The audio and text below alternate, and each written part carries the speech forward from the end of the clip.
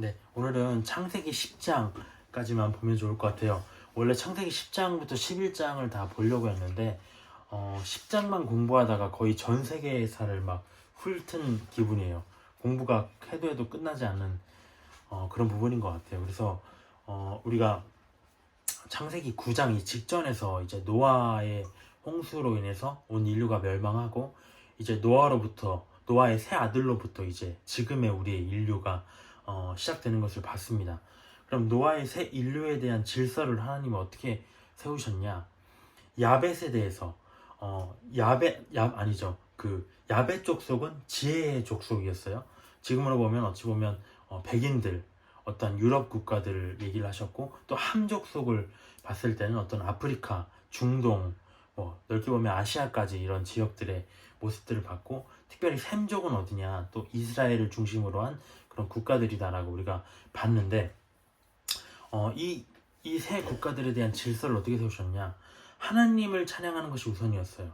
하나님을 찬송할지라라고 하는 그 셈의 하나님을 찬송하라는 내용이 있었죠.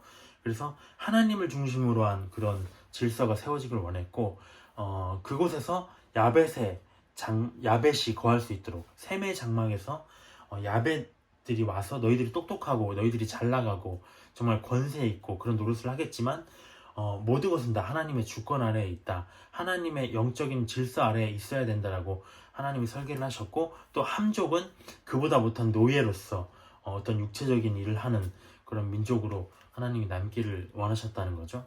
근데 이 창세기 10장을 오늘 들어가 보면 온 인류의 역사입니다. 근데 그 하나님이 세우신 질서와 반대되는 상황들이 나왔다는 거죠. 보면은 우리가 1절에 보면 창세기 9장 26절 27절도 그렇고요. 창세기 특별히 10장 1절에 보면 어떻게 돼 있었냐? 셈과 야벳과 함이라고 얘기가 돼 있었어요. 셈과 아벳과 함에 대한 얘기라고 하나님이 언급을 하고 계셨습니다. 근데 우리가 이 창세기 10장의 내용들을 실제로 봤을 때 어떻게 돼 있냐? 바로 당장 2절에 보면 어떻게 시작되죠? 야벳의 우선을 먼저 얘기를 하고 있습니다. 하나님이 정하신 질서는 셈과 야벳과 함이었는데, 야벳이 벌써 등장을 하는 상황이 오고 있다는 거죠. 6절에 보면 그 다음은 어떻게 되나요? 함의 후손들이 등장을 하게 됩니다. 셈의 후손들은 가장 마지막에 위치해 있는 상황이라는 거죠. 그래서 실제 하나님이 계획한 것과 달리 이 땅에서는 사람의 질서대로 움직이고 있었다라고 볼 수가 있을 것 같습니다. 지금도 보면 어떤가요? 야벳 쪽 어떤 유럽의 강대국들의 지혜 있는 백인들의 나라들이 이 패권을 쥐고 있잖아요. 그리고 함의 족속들은 어떤가요? 뭐 중동이나 아프리카 지역들, 지금은 못 살지만 어쨌든 그들이 셈보다 위에 있는 모습들을, 또 셈의 권위를 가로채려는 그런 전쟁들이 계속 끊임없이 일어나고 있다는 겁니다.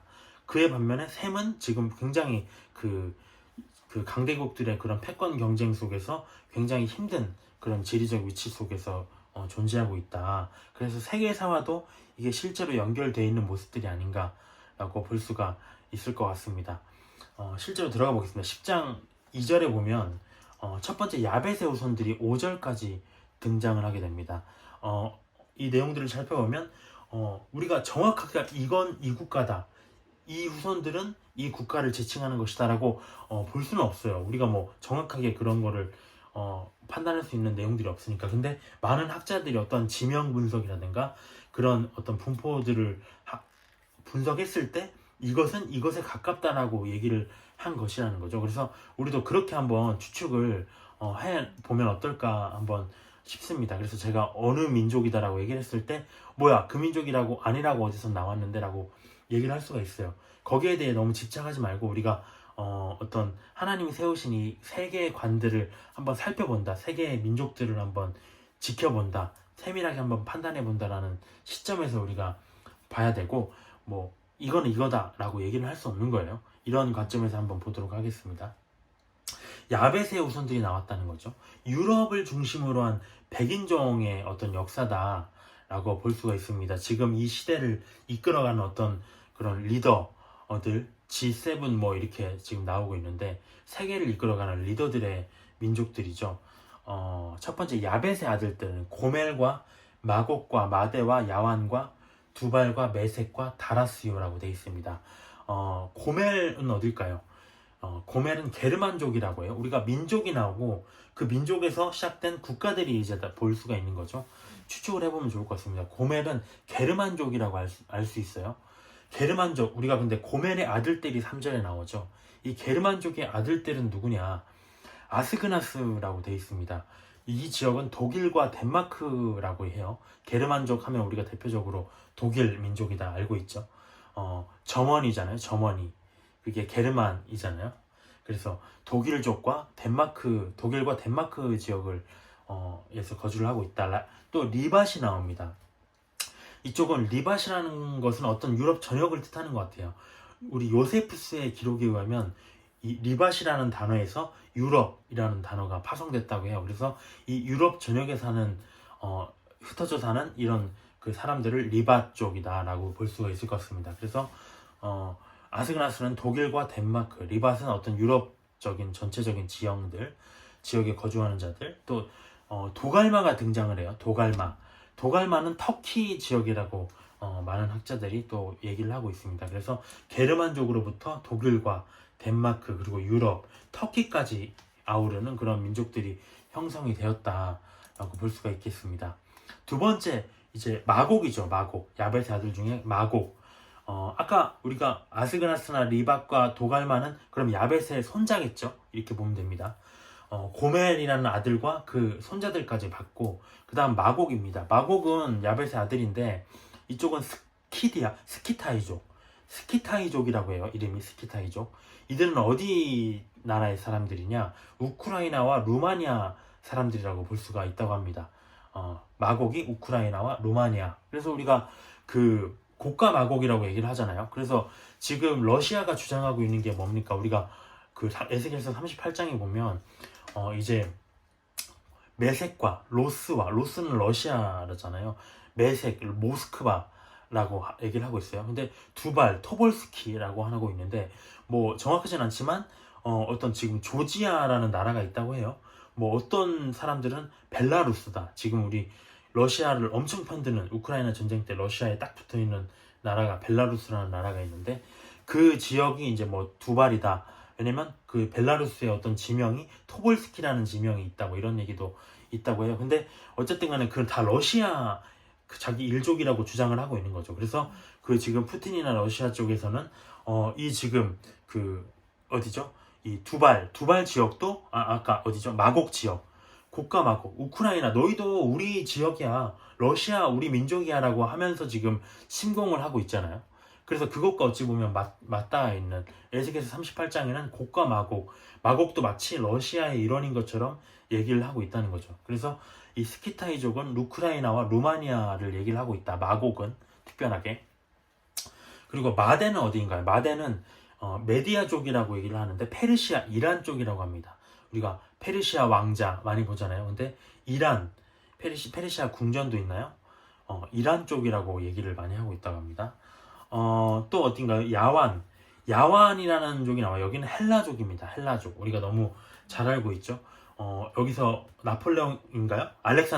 나폴레옹이 아니고 알렉산더 대왕이 여기서 등장을 했잖아요. 야완이라는 민족, 야완이라는 헬라족에는 우리가 저기 사절에 보면은 야완의 아들들에 대해서 나옵니다. 야벳의 손자들이죠. 야완의 아들들은 또 누구누구 있느냐? 헬라족으로부터 파생된 국가들이라는 거죠. 사절에 보면 엘리사가 나옵니다. 여기는 그리스라고 해요. 그리스라고 합니다. 달시스가 나오네요. 다시스, 영국이라고 합니다. 영국. 헬라로부터 파생된 국가들, 지중해 연안의 국가들이라고 우리가 지금 유추를 해볼 수가 있겠죠. 깃딤이라고 많이 나와요. 구브로라고 돼 있습니다. 사이프러스라는 국가라고 합니다. 사이프러스. 그리고 도다님이라고 하면 여기도 그리스에 속하는데 지금으로 보면 어떤 그리스 남동부의 로도스 섬이라는 곳이다 라고 얘기를 하고 있어요. 그래서 그리스, 영국, 사이프러스 다 어떤 지중해를 끼고 있는 그런 연안의 국가들을 얘기하고 있는 것 같죠. 그리고 이제 또 야벳의 아들 중에 두발이 등장을 합니다. 두발. 아까 말했듯이 그르지아족, 이베리아족이라고 해요. 그르지아족, 이베리아족이라고 하는데 여기는 조지아라는 국가의 어떤 민족이다라고 얘기를 하고 있습니다. 또 메색이 등장합니다. 우리가 모스크바, 메색, 민족이라고 얘기를 하는 것 같은데 러시아에 가까운 어떤 민족들이죠. 러시아의 민족들. 또 디라스가 등장을 합니다. 여기는 트라키아족, 에트루리아족이라고 얘기를 한대요. 어디냐면 여기는 이탈리아, 발칸 반도를 끼고 있는 이탈리아 이쪽이라고 얘기를 한다고 합니다. 그래서 뭐 독일 나왔고요, 터키, 그리스, 영국, 뭐 그 다음에 러시아 그쪽, 그 다음에 이탈리아까지 그쪽 유럽을 전체 아우르는 그런 지역이 바로 야베 쪽이다라고 볼 수가 있다고 합니다. 그래서 굉장히 잘 사는 나라들이죠. 근데 여기 5절에 보면 이렇게 되어 있습니다. 이들로부터 여러 나라 백성으로 나뉘어서 각기 언어와 종족과 나라대로 바닷가의 땅에 머물렀더라 되어 있어요. 바닷가의 땅. 그러니까 바다를 끼고 있는 족속들이라는 거죠. 물론 독일은 바다가 없는데 어쨌든 그 지역 일대에 살아가는 어떤 족속들을, 지중해를 중심으로 살아가는 이런 민족들을 얘기하고 있습니다. 그래서 여기까지가 이제 야벳의 후손이었고 6절부터 20절까지 무려 엄청나게 길죠.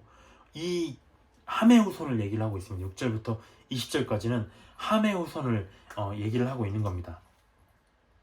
아프리카, 아시아를 중심으로 한 어떤 흑인족, 황인종은 잘 모르겠지만 어쨌든 흑인을 중심으로 한 나라라고 볼 수가 있을 것 같아요.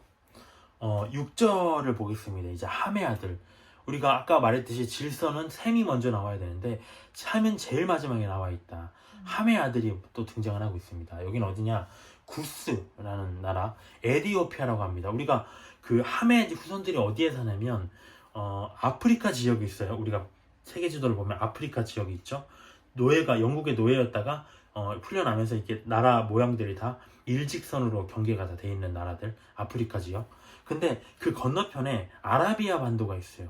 여기는 중동과 맞물려 있는 그런 아라비아 국가라고 볼 수가 있죠. 그래서 저는 옛날에 아프리카와 아라비아가 같은 지역은 맞아요. 근데 같은 땅덩어리인 줄 알았어요. 근데 자세히 보니까 아프리카 지역은 따로 있고요.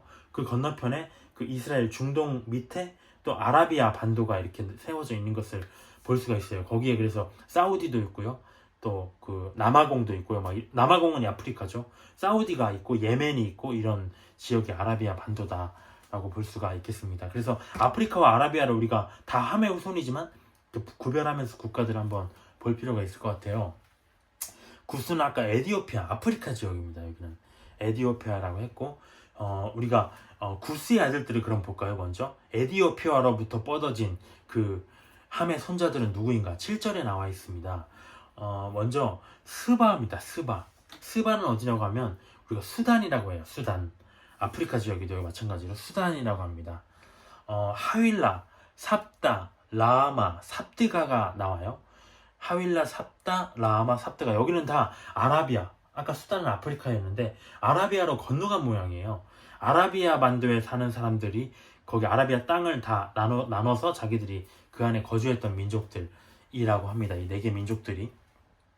그래서 근데 그 중에 이제 하윌라에 한번 주목을 해볼 필요가 있어요. 우리 7절에 나와 있는데 하윌라는 우리가 지난 시간에 처음에 봤지만 창세기에서 4강이 흘러나오잖아요. 그래서 뭐 우리가 이름이 익숙한 유프라테스 강, 뭐 티그리스 강 이렇게 우리가 얘기를 하고 있는데 뭐 이 강은 지금의 티그리스가 아니고 이 강은 지금의 유프라테스가 아닙니다. 분명히 아닐 수도 있어요. 근데 뭔가 자세히 보면 볼수록 좀 그 지역에서 발언한 게 맞긴 맞는 것 같다는 느낌이 들어요. 그래서 뭐 우리가 아까도 지금 서론에 말했지만 이건 이거다라고 말할 수는 없지만 한번 유추해 볼 필요는 있다. 어떤 지명이나 이런 부분들을 봤을 때 우리가 하윌라라는 부분을 우리가 창세기 2장 11절에 하윌라가 등장을 해요. 하윌라가. 그래서 여긴 뭐냐? 창세기 2장 11절에 보면 에덴 동산에서 발원한 4강이 있었는데 그 중에 첫 번째 비송강이 있었습니다. 그 비송강이 흐르는 지역이 바로 그 하윌라라는 지역이래요. 금이 있는 땅이라고 얘기를 하고 있다는 거죠. 금이 있는 땅이다. 창세기 2장 11절에 이렇게 나와 있어요. 그 하윌라라는 지역이. 근데 재밌는 게 뭐냐면 여기 하윌라의 또 아들들이 나오거든요. 아까 함의 아들이 우리가 그 구스였고 구스의 아들이 하윌라였는데 하윌라의 아들이 또 등장을 합니다. 하윌라의 아들이 누구냐면 스바와 드단이라는 거죠. 스바와 드단. 라아마의 아들. 스바는 우리가 아까 수단이었고 여기서 하윌라가 아까 그 금이 있는 땅이었다. 근데 여기서 말하면 라하마, 아까 그 지역이 다 아라비아 반도라고 얘기를 했잖아요, 우리가. 근데 이 라하마 뒤에 우리가 나오는데 라하마라는 아들, 라하마가 또 등장하는데 라하마의 아들이 바로 스바와 드단이라는 거죠. 근데 같은 아라비아 반도예요. 우리가 아라비아 반도라는 걸 생각을 하고 보면 될 것 같아요. 스바는 어디냐? 스바는 사우디아라비아라고 우리가 너무 잘 알고 있어요. 여기는 거의 여기는 기정사실화 돼 있는 것 같아요. 근데 여기를 보면은 사우디아라비아가 있습니다. 사우디아라비아. 근데 우리가 올해 초에 기사를 제가 하나 보니까 재미있는 게 뭐냐면 지금 올해 딱 발견이 된 거예요. 그 사우디아라비아에 원래 석유도 많이 나는 나라, 너무 만수르, 지금 누구죠? 그 되게 잘 사는 사람 있잖아요. 그 지역에 그 금광이 발견됐다. 3,300조 규모의 금광이 발견됐다고 얘기를 해요. 그래서 아까 보면 하윌라, 물론 하윌라랑 여기는 라하마의 아들들이었어요. 하윌라의 아들이 아니라. 근데 어쨌든 하윌라는 금이 있는 땅이다 라고 얘기를 했는데 지금 보니까 어떤 라하마의 아들들이 있는 스바, 그쪽 같은 지역이겠죠. 그 사우디아라비아 지역도 지금 금이 나고 어찌 금이 나는 그런 상황들 되게 특별하게 좀 저는 보이더라고요. 그래서 물론 그게 맞다 아니다는 아니겠지만 또 그런 모습들을 봤습니다. 또 드단은 어떤가요? 드단은 어디냐면 요르단이라는 국가라고 해요. 우리가 그 라하마의 아들들 중에 스바와 드단, 사우디아라비아와 그 요르단을 살펴봤습니다. 근데 우리가 주목해서 봐야 될 건 뭐냐면 이스라엘과의 관계를 한번 생각해 볼 필요가 있어요. 이 하윌라의 아들들 스바와 드단이라는 국가를 특별하게 우리가 여기 보면은 그 구스의 아들들이 스바도 있고요. 이 스바하고 지금 이 라하마의 아들 스바랑 달라요. 처음에 그 함의 아들 구스의 아들 스바는 뭐냐면 여기는 수단이에요. 수단. 아프리카에 있는 수단. 근데 여기 구스의 또 다른 아들 라하마의 아들에 나오는 스바는 바로 사우디아라비아라는 거죠. 다릅니다. 그래서 여기 보면은 스바와 하윌라와 삽다와 라하마 삽드가까지 다 아라비아 반도라고 얘기를 하는데 특별히 거기서 라하마를 콕 집어가지고 스바와 드단을 얘기를 하고 있어요. 다른 그런 아들들은 자식을 안 낳았을까? 낳겠죠. 근데 특별하게 여기서는 스바와 드단이라는 콕 집어냈다는 거죠. 그래서 어떤 의미가 있느냐? 우리가 많은 그 에스겔서나 많은 다른 성경에도 스바와 드단이 많이 등장을 해요. 사우디아라비아가 지금 이스라엘 관계가 어떤가 보면은 원래 지금 중동 지역은 다 이스라엘과 관계가 안 좋잖아요. 이스마엘부터 시작해가지고. 근데 보면은 사우디아라비아는 지금 아직 이스라엘과 수교는 안 했지만 최근에 뭐 뉴스나 이런 거 보면 미국의 중재로 인해서 이스라엘과 많이 관계를 정상화하고 있어요. 그래서 기사도 최근에 났죠. 요르단 지역은 어떤가요? 요르단 지역은 이미 이스라엘과 수교를 맺은 몇 안 되는 중동 국가라고 해요. 그래서 다 친 이스라엘 성향이 있는 중동 국가들이다 라고 우리가 볼 수가 있을 것 같습니다. 근데 이들이 어떤 역할을 하는가? 우리가 장차 이제 그때가 뭐 대환란 직전인지 아니면 대환란 중인지는 알 수가 없지만 우리가 장차 이제 종말이 오면 큰 전쟁이 있을 것이다. 물론 예수님이 재림하시는 아마겟돈 전쟁을 얘기하는 게 아니라 그 전에도 큰 전쟁을 하나 얘기를 하고 있어요. 에스겔서 38장을 한번 봐볼까요? 에스겔서 38장을 한번 봐보면 38장을 한번 봐보겠습니다. 여기 보면 특별하게 우리가 정말 종말의 전쟁, 물론 예수님이 재림하는 전쟁은 절대 아닙니다. 근데 이 어떤 전쟁에 대해서 소개를 하고 있다는 거죠. 그 전쟁의 특징이 뭐냐? 아까 말했듯이 마곡 얘기를 했었는데 그 루마니아, 우크라이나, 그 다음에 그 러시아를 비롯한 매색을 비롯한 그 지역에 사는 러시아를 중심으로 한 연합군이 이스라엘을 공격하는 그런 전쟁이 있다라고 얘기를 하고 있는 거죠. 38장 13절에 보면 그런 전쟁이 있었어요. 연합군이 이제 침공을 했어요. 근데 어떤 일이 발생을 하느냐? 사우디아라비아와 그 다음에 드단, 요르단과 다시스, 영국이 뭐라고 얘기를 하냐면 또 그 부자들까지 학살을 했나요? 그 부자들이 어딘지 모르겠어요. 근데 그 당시에는 없었던 나라, 어떤 미국이 아닐까라고 생각을 할 수가 있을 거예요. 왜냐면 그 당시에는 미국이 없었기 때문에 어디다라고 지칭을 못했지만 그냥 부자들이다라고 얘기를 하지 않았을까 싶습니다. 그래서 사우디아라비아, 요르단, 영국, 미국은 어떤 얘기를 하냐면 13절에 보면 러시아 연합군 너에게 러시아 연합군에게 얘기를 하는 거예요. 네가 탈취하러 왔냐? 네가 네 무리를 모아서 노력하고자 왔냐? 그러면 이 무리에는 이들이 속하지 않았다는 얘기죠. 러시아 연합군과 반대되는 무리라는 얘기죠. 그래서 그들이 지금 러시아 연합군을 비판하는 거예요. 야, 네가 탈취하러 왔어? 네가 네 무리들을 모아가지고 노력하려고 왔어, 이스라엘을? 야, 금과 금을 뺏으며 짐승과 재물을 뺏으며 물건을 크게 약탈하려고 니들이 왔느냐? 그러니까 그 당시에 그 종말, 어떤 종말에 있을 전쟁의 양상들을 보면 러시아 연합군이 있는데 거기에는 이 국가들이 포함되지 않았다. 중동 국가임에도 불구하고 영국과 물론 미국은 당연히 아니겠지만 어떤 사우디와 요르단은 그 전쟁에 참여하지 않을 것이다 라고 우리가 추측을 해볼 수 있는 부분인 것 같아요. 그래서 이 함의 아들인데도 불구하고 어떤 이스라엘을 지지하는 역할들을 또 하고 있다. 다시 한번 8절로 한번 와보겠습니다. 창세기 10장 8절로 와보면 이제 구스의 아들들이 이제 쭉 나왔고요. 그 다음에 구스가 누굴 또 나왔냐면 아까 스바와 드단도 나왔지만 라하마의 아들 스바와 드단도 나왔지만 또 누군가를 콕 집어내요. 구스의 아들 중에 니므롯을 낳았다. 또 리므롯을 낳았다고 얘기를 해요. 그래서 이 니므롯에 대해서는 우리가 특별히 여기는 이라크 지역이라고 합니다. 이라크 지역. 아라비아 그 반도에 있는 이라크 지역이라고 하는데 수메르 문명이라는 굉장히 중요한 우리 세계 역사에서 굉장히 중요한 어떤 지역인데 그 지역에 대한 그 지역에서 활동했던 그 자가 누구냐면 리므롯이다. 그 리므롯에 대한 얘기는 우리가 다시 뒤쪽에서 한번 살펴보도록 하겠습니다. 지금은 여기 한번 쭉 함의 아들들을 좀 보고 갈게요. 우리가 구스로부터 시작된 6절에 보면 구스로부터 시작된 스바, 하윌라, 삽다, 라하마, 아라비아 반도, 삽드가까지 우리가 살펴봤어요. 특별히 거기에 라하마의 아들 중에 스바와 드단까지 우리가 봤습니다. 그 다음에 또 어떤 아들이 있었냐면 미스라임이 있었습니다. 미스라임은 누구냐? 13절에 나오죠. 13절에 미스라임의 후손들에 대해서. 미스라임은 이집트입니다. 아프리카죠. 여기는 아라비아가 아니라 이집트 민족이고 여기 나오는 뭐 루딤, 아나밈 13절에 르하빔, 납두힘 여기 다 이스라엘, 이집트 땅이 크잖아요. 그 지역에 거주했던 어떤 민족들이다. 미스라임은 그래서 이집트다라고 볼 수가 있을 것 같습니다. 근데 이 중에 누가 있냐면 우리가 가술루임에게서 블레셋이 나왔더라. 14절에 나오거든요.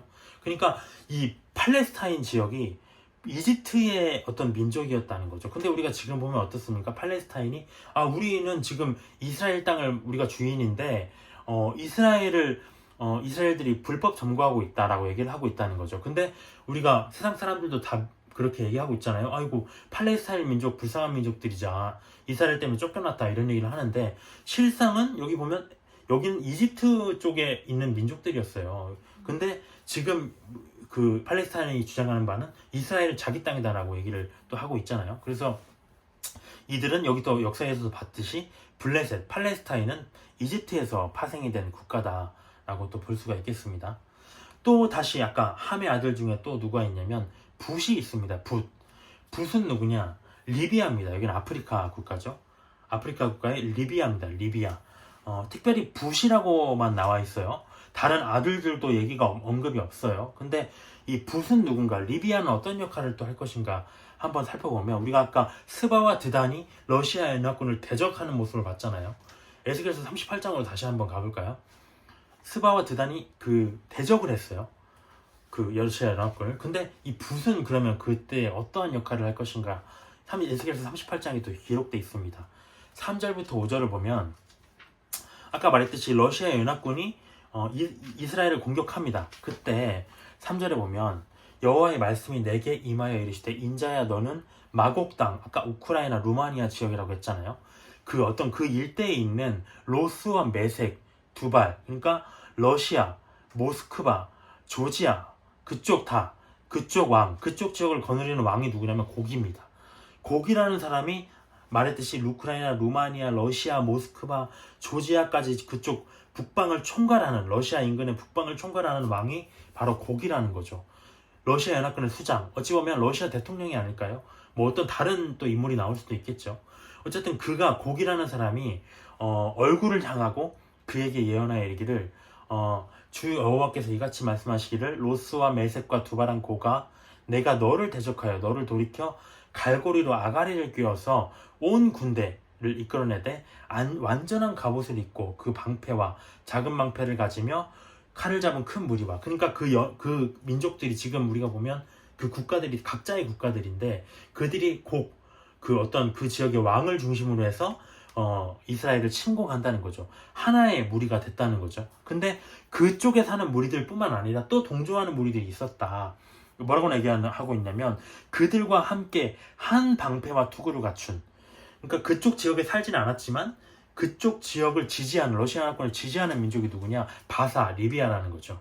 리비아가 거기에 동참을 해서 이스라엘을 공격하게 된다라고 돼 있습니다. 또 누가 공격을 하냐? 구스, 에디오피아가 또 공격을 한다는 거죠. 같이. 또 그래서 바사는 아까 붓이 아닙니다. 바사, 아까 페르시아, 이란이라고 얘기를 했죠. 메데 바사. 그 다음에 구스, 에디오피아. 그 다음에 이란, 에디오피아, 붓, 리비아까지.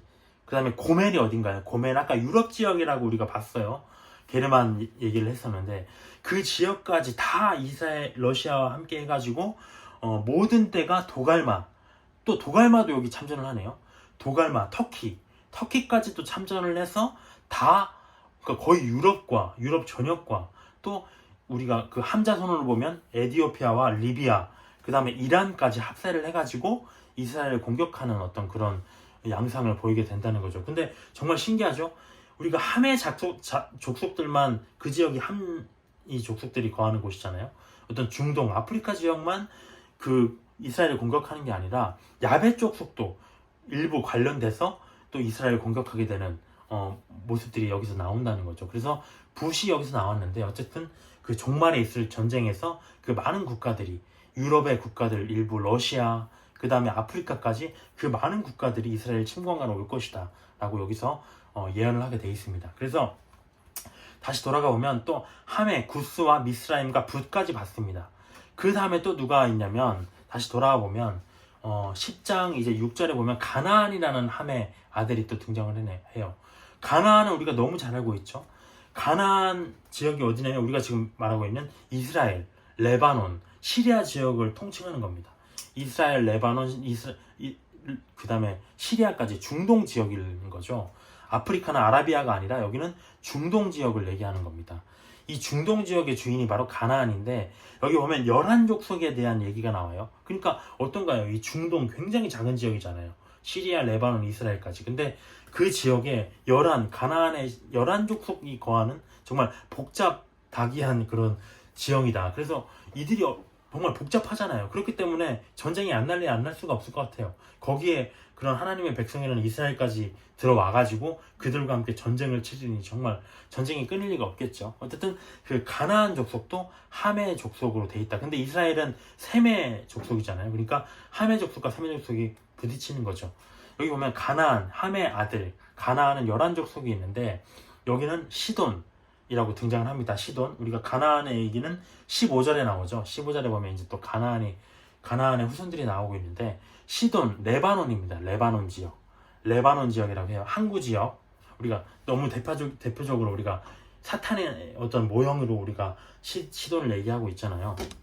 그래서 시돈과 두로와 시돈 이런 얘기를 많이 하잖아요. 그래서 레바논 항구 지역, 여기 다 지금 레바논, 시리아, 이스라엘이에요. 정확히 어디가 어디다라고 얘기는 할 수 없지만 그 지역이라고 보시면 됩니다. 또 등장하고, 헷은 어디서 나왔냐? 우리가 아브라함이 막벨라구를 헷 족속에서 샀죠. 사라를 묻어야 되고. 그 다음에 여부스가 어디냐면 여부스가 바로 예루살렘이라고 합니다. 예루살렘에 살던 족속들이라는 거죠. 그리고 아모리 족속 얘기를 해요. 우리가 가나안 민족 중에서 아모리족이 가장 비중이 컸다고 해요. 그래서 우리가 가나안을 언급할 때 아모리 족속아 라고 얘기를 하는 모습을 구약 성경에서 많이 볼 수가 있습니다. 또 기르가스라는 족속이 있습니다. 여기는 갈릴리 지역에 살았을 것이다 라고 얘기를 하고 있고요. 또 히위 족속이 나와요. 히위 족속. 여기는 세겜 지역에 사는 족속. 그래서 우리가 그 야곱이 그 세겜에 들어갔다가 그 딸이 디나가 강간을 당한 일을 겪게 되잖아요. 그 지역이 바로 히위 족속이었다. 또 그 위에 알가, 신, 아르왓, 스말, 히맛, 하맛, 여기까지 다 레바논 지역이라고 얘기를 하고 있습니다. 특별히 신족에 대해서 우리가 아시아 쪽과 연관돼 있지 않느냐라고 얘기를 하고 있는 것 같아요. 그래서 우리는 어디에 속하냐? 우리는 어떤 셈이나 이런 쪽이고 싶지만 우리는 어찌 보면 얼굴도 누렇고 신족에 가깝다. 함에서 약간 함족도 아니고 조금 어중간한 그런 아시아 민족이 아닌가, 신족이 아닌가라고 얘기를 하고 있습니다. 그래서 근데 이 가나안 11족속이에요. 11족속이 여기 살았다는 거예요. 근데 이 족속들이 뭐 시도는 떨어져 나가고요. 예수님 시대에 오면은 뭐 이제 구약 시대 계속 진행이 되면 뭐 근데 이 가나안 민족 하나님이 정복하라고 여호수아에게 명령하신 그 가나안 족속은 딱 여기서 7족속이에요. 7족속. 전부는 아니고 가나안 그러니까 여기 지금 이 지명이랑 헷갈리면 안 됩니다. 굉장히 복잡하잖아요. 여기도 제가 봤을 때 가나안 족속이 나오는데 여호수아 때에 또 가나안 족속을 얘기를 해요. 근데 비교해보면 안 맞아 이게. 그래서 나도 굉장히 머리 아프더라고요. 근데 그때랑 지금이랑 그 가나안 족속이 똑같을 거라고 생각하면 안 되지만 일부 겹칩니다. 그래서 여호수아에게 정복하라고 한 민족은 가나안 족속, 헷 족속, 여부스 족속, 아모리 족속, 기르가스 족속, 히위 족속이라고 해요. 그러니까 가나안 족속은 또 뭐 별도로 우리가 등장하지 않는데 하나님이 정복하라고 한 족속에는 또 별도로 빠져 있어요. 그래서 어쨌든 이 족속들 플러스 브리스라는 족속까지 있어요. 이거는 적지 마세요.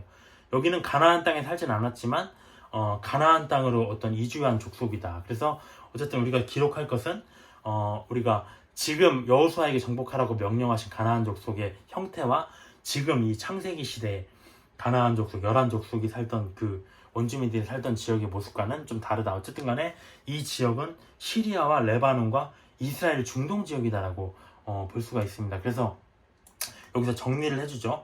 19절에 보면 가나안 땅의 경계는 시돈, 레바논, 그 다음에 그랄, 여기는 팔레스타인 애굽 지역, 그 다음에 가자 지구입니다. 가자 지구. 지금 우리 전쟁이 엄청나게 일어나고 있잖아요. 가자 지구에서 이스라엘이 지금 폭격을 하고 있잖아요. 전쟁을 벌이고 있잖아요. 그래서 이 지역이 바로 가자 지구다. 소돔과 고모라 사해 지역이라고 해요. 여기 소돔과 고모라 우리가 너무 잘 알고 있죠. 멸망했잖아요. 또 아드마 여기는 시딤이라고 합니다. 시딤 골짜기. 그리고 스보임 라사 여기도 마찬가지로 사해 지역이다라고 볼 수가 있을 것 같습니다. 그래서 전부 다 어쨌든 간에 그 중동 지역을 꿰고 있는 지역이다라고 우리가 감만 잡고 있으면 될 것 같아요. 근데 어떤 전 세계적인 어떤 흐름들을 우리가 봤잖아요.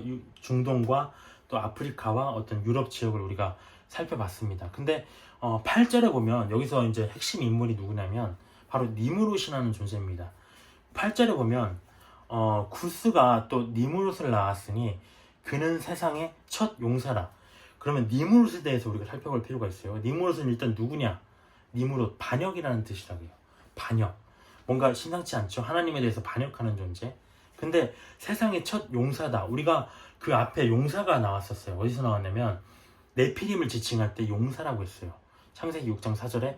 근데 네피림은 이제 홍수 이전의 그런 민족이었고, 근데 네피림이 여호수아 시대에도 나와요. 그러니까 하나님이 어찌 보면은 천사들이 그 사람의 딸들과 연합해서 멸망을 했잖아요. 근데 그럼에도 불구하고 또 어떤 여호수아 시대까지 어떤 그때도 그 네피림들이 활동을 했던 어떤 사탄의 영적인 역사가 그때도 활동을 하지 않았나 이런 생각이 듭니다. 왜냐면 네피림이 멸망을 했는데 또 등장을 하거든요.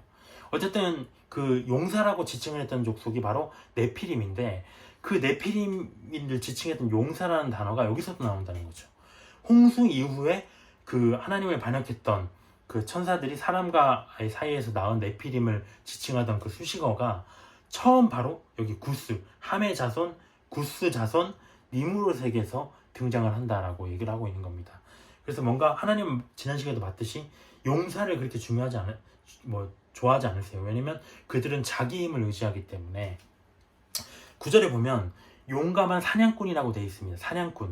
사냥꾼이라고 어떤가요? 기본적으로 자기가 자기 힘을 의지하는 존재예요. 자기 꾀를 의지하고요.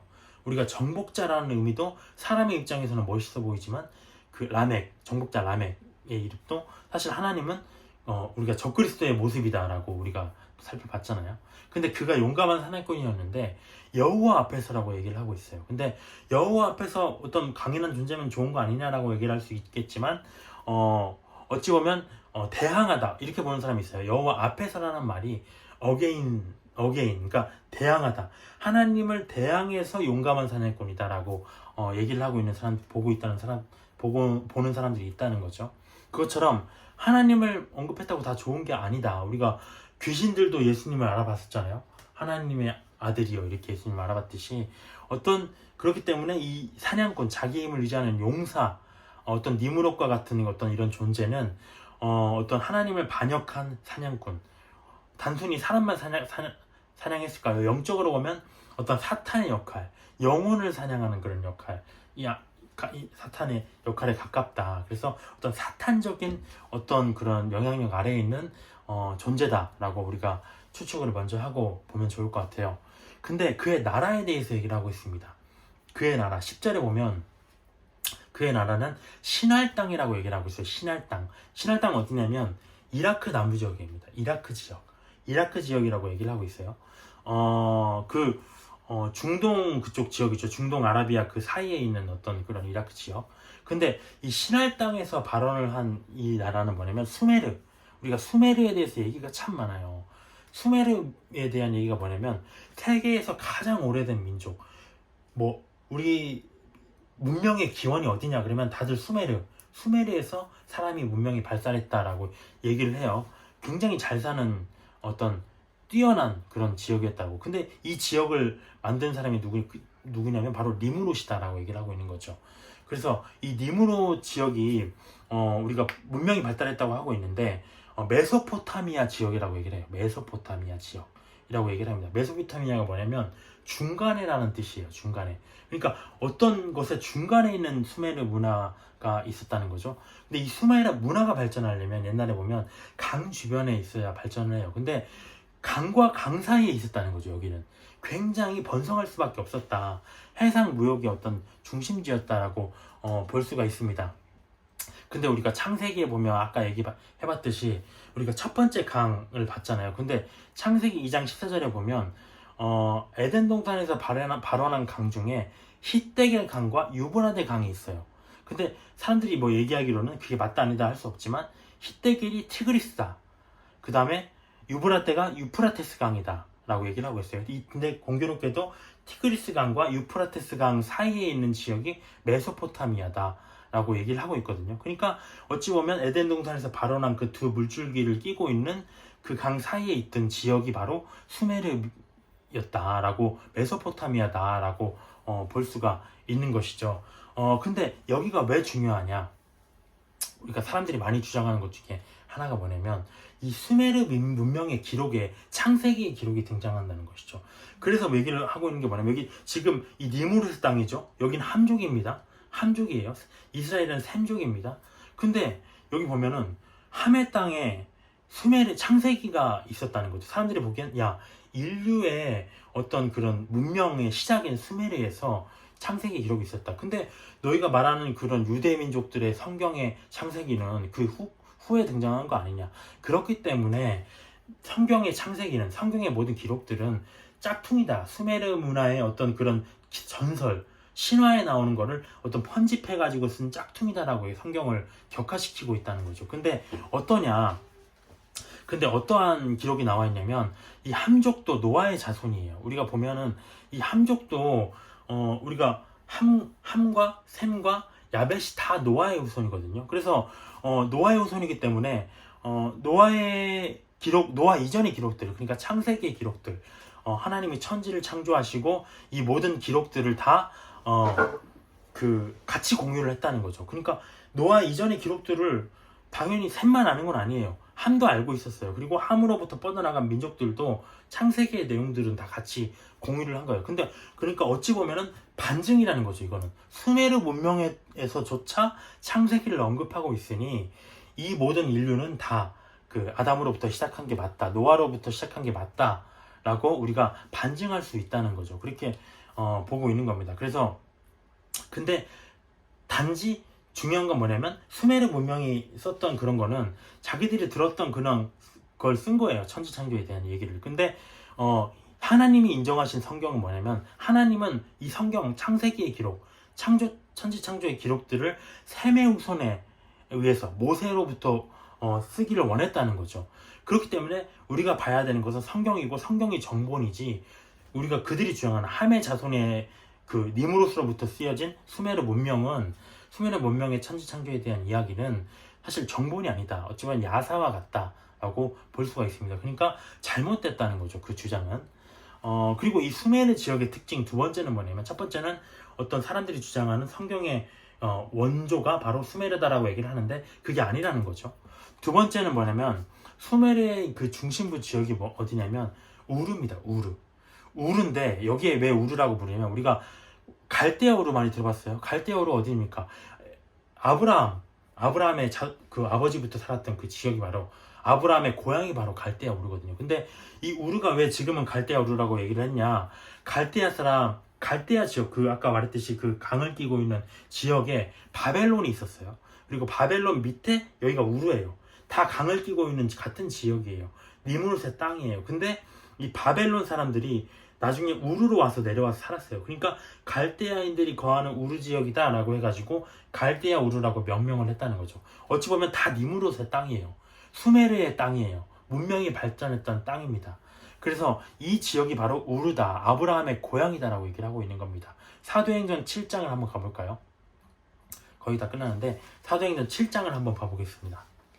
이 수메르 지역의 비밀, 함의 자손의 비밀. 그러니까 아브라함도 어찌 보면 거기서 어떻게 거주를 했다는 거죠. 근데 아브라함의 출신에 대해서는 셈이라고 명명하고 있어요. 여기 보면 그 사도행전 7장 2절에 보면 이렇게 되어 있습니다. 스데반이 이르되 여러분 부형들이여 들으소서. 우리 조상 아브라함이 하란에 있기 전 메소포타미아, 아까 어디라고 했죠? 수메르 지역을 강과 강 사이에 낀 지역, 중간에 낀 지역, 메소포타미아가 갈대아 우르고 수메르 지역이다 라고 얘기를 하고 있잖아요. 거기에 있을 때 영광의 하나님이 그에게 보여 이르시되 내 고향과 친척을 떠나 내가 내게 보일 땅으로 가라. 어디죠? 가나안 땅이죠. 가나안 땅으로 가라고 하셨다는 거죠. 아브라함이 갈대아 사람의 땅을 떠나, 갈대아 사람의 땅이라고 나오죠. 갈대아 사람들이 이주해서 살았던 우르니까 거기를 떠나서 하란에 거하다가 아버지가 죽음에 지금 사는 땅, 가나안 땅으로 옮겼다라고 기록이 되어 있는 겁니다. 그러면 우리가 유추해 볼 수가 있어요. 가나안 땅을 왜 떠나라고 하셨을까? 아니, 그 갈대아 우르를 왜 떠나라고 하셨을까? 단순히 가나안 땅으로 가야 되니까? 그런 차원이 아니겠죠. 어떤 수메르 문화권, 니무롯의 땅이었다는 거죠. 니무롯, 사탄의 영향력이 있던 그들이, 그러니까 우리가 그 갈대아 우르는 고대 국가잖아요. 근데 벽돌로 주택을 만들었대요. 수로 시설도 만들고요. 성벽도 벽돌로 만들고요. 도시 만들고 불로 도자기를 굽고 어떤 무기를 만들고 바퀴를 그때 개발하고 세겔이라는 화폐도 쓰고요. 우리가 세겔, 우리가 성경에 나오잖아요. 해상 교역에, 왜냐면 그 강을 끼고 있으니까. 그리고 천문학, 수학, 어쩌면 법학까지 막 이렇게 고도로 발전된 국가였다는 거죠. 근데 우리가 앞서도 봤듯이 고도로 발전된 국가일수록, 우리가 라멕의 시대 봤잖아요. 인간의 문명이 그 고도로 발전될수록 그 문제가 뭐냐면 바로 하나님을 대적한다는 거죠. 미신이 등장을 하는 거예요. 여기는 특별히 점성술이 발달을 했다고 해요. 미신들이 엄청나게 많아요. 그래서 그들이 함의 족속이고 노아의 후손이지만 창세기를 알았어요. 근데 그 창세기를 미신과 결합해버린 거죠. 그러니까 창세기의 내용들이 막 신화처럼 짬뽕이 돼가지고 나오는 거고, 세상 사람들은 뭐라고 주장하냐면, 야, 그거 니들이 믿고 있는 성경 신화야. 그거 가짜야. 왜냐면 거기 봐봐, 수메르 문명이 다 나온다니까? 라고 얘기를 하고 있는 거죠. 근데 아니라고 우리가 얘기를 하고 있는 겁니다. 근데 또 이 수메르 지역에서 뭐가 발전하냐. 그렇게 아까 말했듯이 불로 도자기를 굽고요. 이런 얘기를 했잖아요. 근데 이 뒤에 부분에 보면 창세기 11장 2절에 보면 뭐라고 나와 있냐면, 그들이 이 바벨 신할 평지를 만나. 여기 보면 창세기 11장 2절에 이에 그들이 동방으로 옮기다가 신할 평지를 만나 거기 거해. 아까 신할 평지 니무롯의 땅이잖아요. 니무롯의 땅에 거하다가 서로 말하되 벽돌을 만들어 견고히 굽자. 벽돌을 구울 그런 기술들이 이때 있었다는 거죠. 수메르인들이 그래서 극도로 문명이 발달하니까 어떤 일을 했냐면 거기서 벽돌을 쌓아버린 거예요. 그 벽돌을 쌓고 하늘까지 우리가 쌓아보자. 하나님이 뭐냐? 하나님의 존재가 뭐냐? 우리가 대적해보자. 아까 라멕의 시대와 되게 비슷하죠. 그래서 이러한 상황까지 간 수메르 지역이 바로 그런 지역이었다. 그래서 우리가 특별히 니무롯의 땅이 바로 수메르 지역, 이라크 남부 지역이었지만 신할 땅이었다. 신할 땅, 갈대아우르, 아브라함의 고향이었다라고 우리가 얘기를 하고 있는 겁니다. 그래서 그런 미신이 가득한 곳이었기 때문에, 문제가 있는 지역이었기 때문에 너는 떠나라, 너는 샘족 아니냐, 내가 너희에게 택할 땅이 있다, 가자, 가나안 땅으로 가자 라고 얘기를 하신 것이 아닌가라고 우리가 추측을 해볼 수 있을 것 같아요. 그래서 뒤에 쭉 가보면 이제 12절로 돌아오면 이제 신할 땅에 대해서 나와요. 신할 땅, 니무롯의 땅. 신할 땅에 니무롯 왕국이 건설이 됐는데 그 네 도시에 대해서 얘기를 하고 있는 겁니다. 10절에 보면 신할 땅 안에 어떤 국가들이 있었냐. 신할 땅 안에 어떤 국가들, 니무롯 왕국의 도시죠. 그러니까 수메르 문명에 속한 도시들이죠. 바벨이 있었다. 바벨이 여기 있었다고 등장을 합니다. 에렉이 있었다. 여기는 바벨론과 우르의 중간 지역이라고 해요. 수메르 지역의 중간 지역. 그리고 아갓이 있었고 갈레가 있었다라고 얘기를 하고 있는 겁니다. 네 왕국이 거기에 수메르 문명권에 속해 있었다라고 얘기해요. 근데 또 이 뒤에 보면 뭐라고 되어 있냐면 그가 그 땅에서 아수르로 나아갔다고 해요. 이제 신할 땅에서 아수르 땅으로 이동을 했다는 거죠. 아수르 땅. 아수르 땅에 도시를 또 세웠어요. 그러니까 신할 땅에 내 도시를 세웠는데 아수르 땅으로 어떤 이유에서인지 이동을 했는지 아니면 확장을 했는지 모르겠지만 그 아수르 땅으로 가서 내 도시를 또 세웠다는 거죠. 그 내 도시를 세운 게 뭐냐? 니느웨. 우리가 너무 잘 알죠. 아수르의 수도, 이스라엘을 핍박했던 그 아수르의 수도입니다. 요나가 회개시키기를 거부했어요. 너무 잔혹하게 자기 민족들을 괴롭혔기 때문에. 그 다음에 르호보딜, 갈라, 레스텐 다 니느웨 아수르 지역이라고 합니다. 그러니까 레센은 특별히 우리가 그 레셈이라고 얘기를 해서 단지파가 거주하는, 사탄으로 비유하는 그런 지역이다. 단지파의 거주 지역이다. 다는 우리가 사탄이라고 얘기를 하고 있잖아요. 그래서 어찌 보면 우리가 이 내용들을 보면 다 좋지 않아요. 이 한 땅이 정말 뭔가 문제가 있어요. 아까 말했듯이 그 종말에 있을 전쟁에도 스바와 드단이나 어떤 일부 지역만 빼고는 다 러시아와 연합해서 이스라엘을 공격하게 된다. 특별히 이 중에서 가나안 민족들은 지금 현재에도 그 이스라엘과 정말 대적하고 있는, 이스라엘과 치열하게 싸우고 있는 국가인데, 그 중에서 니무롯, 그 함의 족속 중에 가나안이 있는데, 함의 아들 중에 가나안 족속이 있는데, 거기로부터 함의 아들 중에 가나안 말고 또 다른 그 자식이죠. 그게 구스가 낳은 민족, 구스가 낳은 아들이 누구냐면 니무롯이었어요. 아까 가나안 족속 말고, 가나안은 이제 그러니까 니무롯 족속에서, 니무롯의 거주 지역에서 아브라함이 살다가 가나안 땅으로 간 거죠. 그러니까 함의 땅에서 함의 땅으로 어찌 보면 이동을 한 거예요. 근데 처음에 살았던 데가 바로 구스의 아들이 있었던 니무롯의 땅이었다. 근데 그가 또 함의 다른 아들인 가나안 땅으로 이동을 한 것이다 라고 우리가 살펴보면 좋을 것 같습니다. 그래서 니무롯을 낳았다. 구스가 나온 니무롯이 바로 어떠한 역할들을 했느냐, 정말 하나님을 대적한 어떤 사탄의 표징, 라멕과 같은 자기 힘을 키워서 세계 문명을 발전시키고 했다. 근데 그들도 하나님을 몰랐느냐? 아니다. 노아의 자손이었다. 근데 그 함이 어떤 역할을 했느냐? 지난 시간에 봤지만 어떤 노아가 술에 취해서 장막에 벌거벗어서 자고 있을 때 그 수치스러운 일을 자기 형제들에게 알렸고, 다른 형제들은 뒷걸음질 쳐서 들어가서 노아를 이렇게 덮어줬지만, 함은 그 고자질함으로 인해서 저주를 받은 민족이었다. 그 저주받은 민족 속에서 아수르가 등장을 하고요. 바벨탑을 주도한 바벨론, 또 바벨론으로 이어지는 바벨이 또 등장을 하고요. 수메르 문명이 기원을 했고요. 니무롯이 등장을 했다고 볼 수가 있는 거죠. 그래서 너희는 아브라함에게 그 땅에 거주하면 안 된다. 아브라함이 네가 있어야 할 곳은 바로 내가 지시하는 땅이다라고 해서 다음 장에 보면 이 민족들을 끄집어내는 하나님의 역사가 또 있게 된다고 볼 수 있겠습니다. 다음 시간에는 이제 셈족의 자손과 또 셈족으로부터 시작되는 정말 아브라함의 민족의 시작을 한번 보도록 하겠습니다. 그 전에 바벨탑 사건도 또 조명을 해야 되겠죠. 이 모습들을 보고 가도록 하겠습니다. 기도로 마치도록 하겠습니다. 주님 감사합니다. 참 세계사와 같은 내용들이었습니다. 어찌 보면 인류의 역사인데 모든 인류가 다 하나님의 통치권 안에 있음을 우리가 다시 한번 기억해 보았습니다. 저희가 짧은 지식으로 이 지역이 이 나라일 것이다 라고 추측했지만 그것이 100% 맞을 거라는 것은 우리가 알 수 없습니다. 하지만 중요한 것은 하나님께서 이 모든 인류를 설계하셨고 이 아담으로부터 시작된, 노아로부터 시작된 이 모든 민족들이 하나님으로부터 시작되었다. 근데 하나님으로부터 시작된 민족이었음에도 불구하고 하나님을 대적하는 모습으로 지금 나타나고 있다는 것. 그리하여서 하나님께서는 종말에 이스라엘을 대적하는 어떤 그런 민족들, 러시아를 주동으로 한 그런 민족들을 심판하시고 적그리스도를 심판하시고 이 땅에 재림하실 것이다 라고까지 우리가 볼 수 있을 것 같습니다.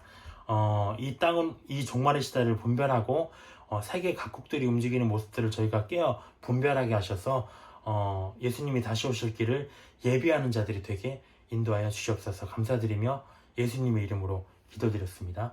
아멘.